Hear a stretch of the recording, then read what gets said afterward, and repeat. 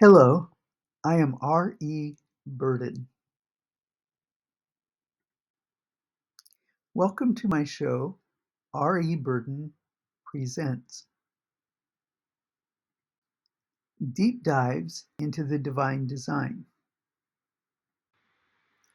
Today's topic, Day 1, the Day of the Airtight Seal. All right, welcome back everybody to the deep dive. We're diving into a pretty fascinating topic today. Yeah. You ever feel like you're trying to connect the dots on something important, but the bigger picture, well, it just isn't quite snapping into focus? Oh, absolutely. Sometimes the connections are hiding in plain sight, or maybe across sources you wouldn't immediately think to link. Exactly. Today, we're going to take some seemingly separate ideas and see if we can uncover a surprising link. Sounds intriguing. What are we looking at? We're embarking on a deep dive into Day 2, the Day of the Airtight Seal, from the book of B'riyth, and that's pronounced Bear-sheath.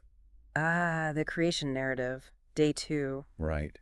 And we'll be exploring some thought-provoking reflections that connect it to the New Testament. Okay, specifically. Specifically, we have excerpts detailing this second day of creation, alongside reflections that draw some really intriguing parallels to the sealing of Yashua's tomb, Jesus' tomb. Wow, okay. Day 2 of creation and the sealing of the tomb. That's quite a jump. It is. So our mission today is to understand the significance of this airtight seal, as it's termed, within the creation narrative itself. And then explore how these reflections bridge that gap to the events after Yashua's crucifixion. Precisely, to uncover those surprising connections.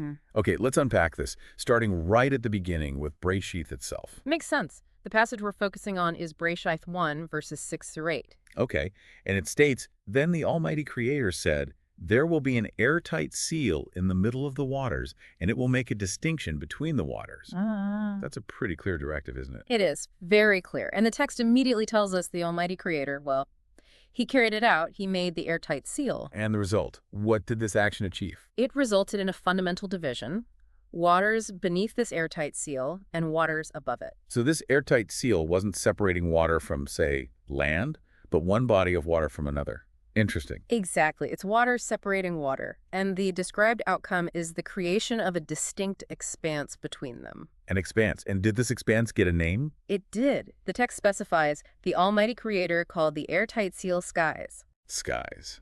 Okay. So on day 2, we see the creation of what we know as the skies, this separation of waters. And the passage wraps up by noting the timing: evening and morning, day 2. A complete creative period. There's like a foundational step.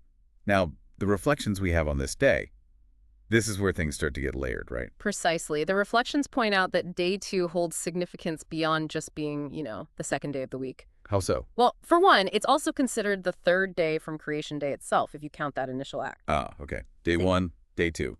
Makes sense. And perhaps most interestingly in this context, it's described as the second day of arrangement. Arrangement. As opposed to, say, filling or adornment, which comes later. The first few days are about setting up the structure. Day 2 is specifically seen as the arrangement of air within the water. Arrangement of air in water. Okay, that's the concept. What does that arrangement imply, according to these reflections? Well, this is where the idea of a typological connection comes in. Okay, define typological connection for us quickly. Sure. It's the idea that certain events, people, or objects in the Old Testament act as prefigurations or sort of shadows of things that happen in the New Testament. Like foreshadowing across the Testament. Exactly. And in this case, the reflection presents this arrangement of air on day 2 as a type and shadow of Yashua's lifeless body in the tomb. Wow. Okay, so the creation of the skies is being linked to Yashua in the tomb. How does the water fit into that symbolism?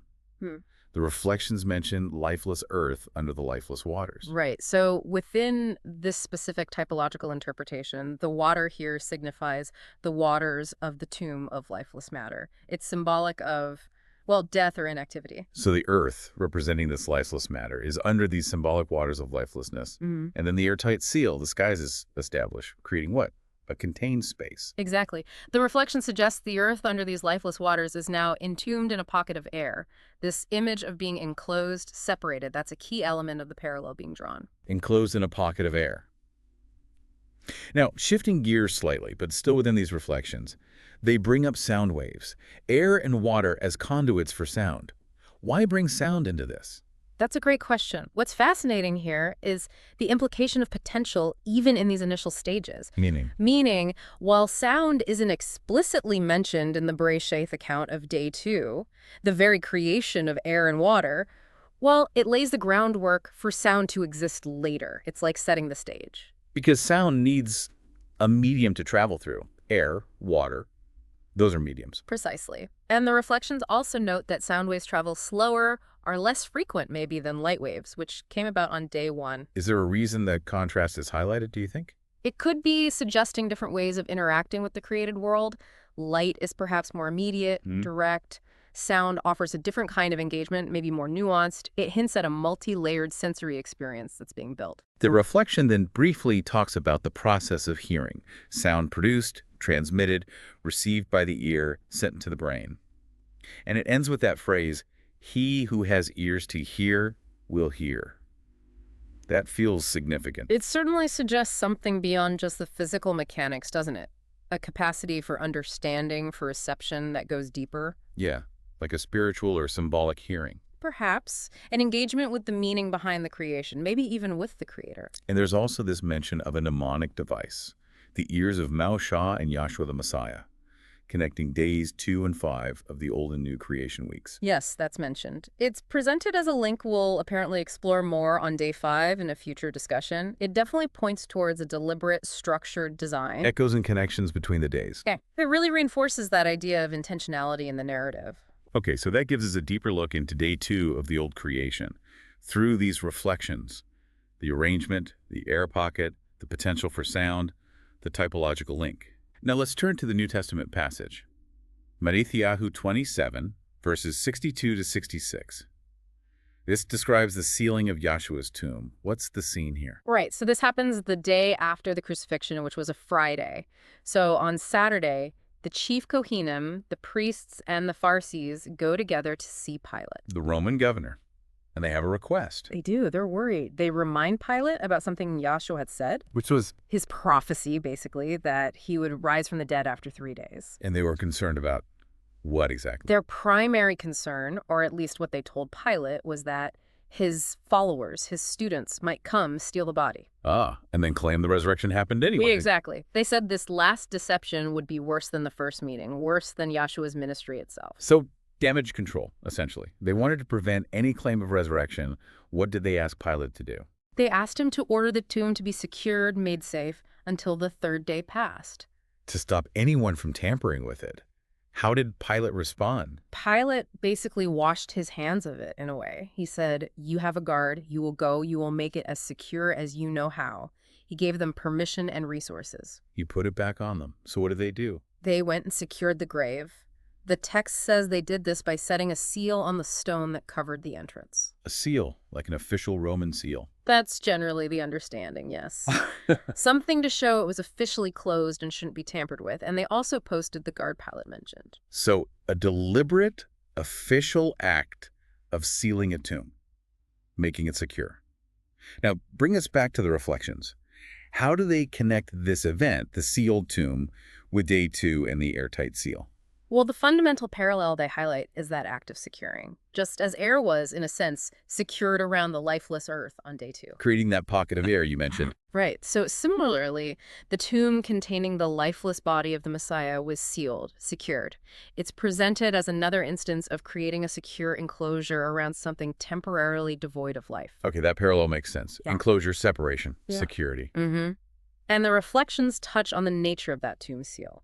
It mentions the common understanding that breaking such a seal, especially a Roman one, could carry the death penalty. It signified official authority. Serious business. Yeah. But then it also brings in a specific theory from Ron Wyatt about an iron rod. It does mention that, yes. Wyatt proposed a more, maybe, mechanical sealing, an iron rod used somehow to fasten the round stone across the entrance. And the reflection notes a claim that part of this rod might still be there. Yes, it mentions the claim that a fragment is supposedly still embedded in the outer wall of the tomb identified as Yashua's. It's presented as a possibility, a more physical securing mechanism. Interesting detail. But whether it was a wax seal or an iron rod, the core idea is the tomb was made secure. Yeah. Right? An intentional boundary was created. Precisely. That act of creating a secure enclosure is the central point of comparison. And then the reflection connects us back again to day 2 and sound. Yes, it loops back to the idea that the conduits for sound, air, and water, established on day 2, were created with a future purpose in mind. A purpose related to day 5 again, it seems. That's the hint, yes. That the setup on day 2 finds its, well, not its fulfillment maybe, but its usage or purpose later on. It draws an analogy suggesting the sealed tomb also had a purpose related to what came after the sealing. Though it doesn't explicitly state resurrection here in relation to day 5, the implication of future revelation is strong. Like the sealing wasn't the end, but a necessary step towards something else that would eventually be heard or revealed. That's a very insightful way to put it, yeah. The reflection then really emphasizes that principle of arrangement again. How the Almighty Creator set up the place first. Exactly. Made a place for everything during those first 3 days of arrangement before adding the adornments, the life forms, and so on. So day 2, with its airtight seal, its separation, its enclosure, it's part of that foundational structure, setting the stage. That's how it's presented. And it specifically links day 2's arrangement of air and water to the adornment on day 5. The flying creatures in the air, the swimming creatures in the water. Creatures that navigate using sound, which needs those mediums established on day 2. Exactly. It ties the initial creative acts to the later filling of that creation in a really compelling way. It suggests a deep coherence. So when we put it all together, we have this initial creation of an airtight seal in B'riyth Hhadeshawh, separating waters, creating the skies, enclosing a space. An act of arrangement. And then much later we have the deliberate act of sealing a tomb containing Yashua's body, an act of securing. Right, 2 seemingly very different events on the surface. But the reflections we've looked at today argue there's a significant underlying resonance, a connection. Yes, both can be viewed as acts of enclosure, of securing. In the old creation context, it's securing air, a medium holding potential around lifeless matter. And in the New Testament event, it's securing a tomb holding, again, lifeless matter, at least for that period. Correct. And both acts, within their narratives, are presented not just as endings, but as preparations, setting the stage for future events, future revelations, future adornments, you might say. It really makes you ponder, doesn't it? How often might seemingly ordinary acts of separation or securing or enclosing hold a deeper significance we don't immediately see? In the grand narrative, or even in our own smaller narratives. Yeah.